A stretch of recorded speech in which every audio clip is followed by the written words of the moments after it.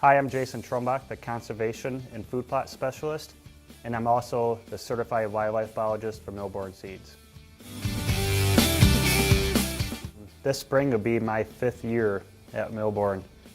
Been over a decade now that I've actually been working on wildlife and different conservation projects, but just in the 5 years I've been at Millborn, conditions have changed dramatically. You know, a few years ago we were in extreme floods to last summer, the summer of 2012 was one of the worst droughts we've seen in decades.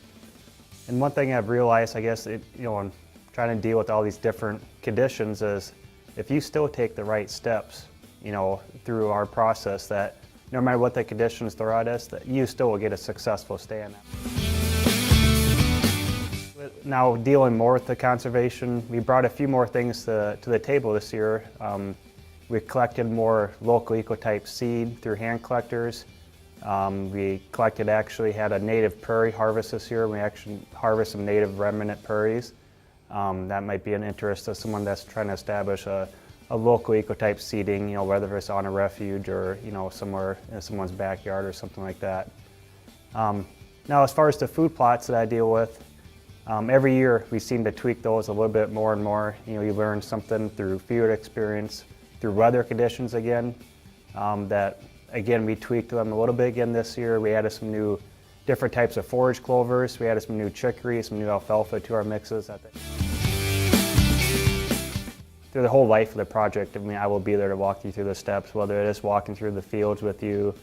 If it's a conservation project, that's 5 or 10 years down the road, we will be there through the whole project.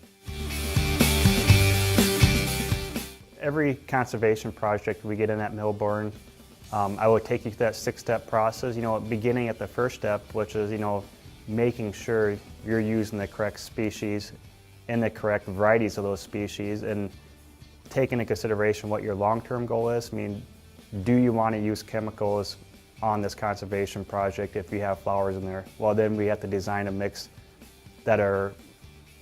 you have to design flowers that are at least herbicide resistant, whether it is using a milestone herbicide or plateau.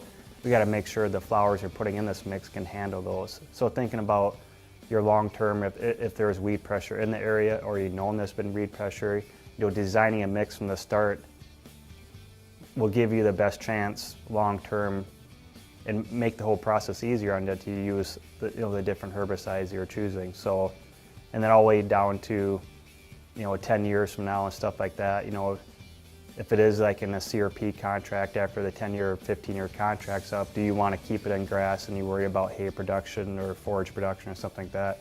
Taking all those things into consideration at the beginning is essential, and that's that every acre of habitat we're going to put out there has to be the best 1 acre of habitat we can provide. And I think with my experience, Millborn's great products and reputation, letting me help you through this process is definitely the way we need to achieve our end goals.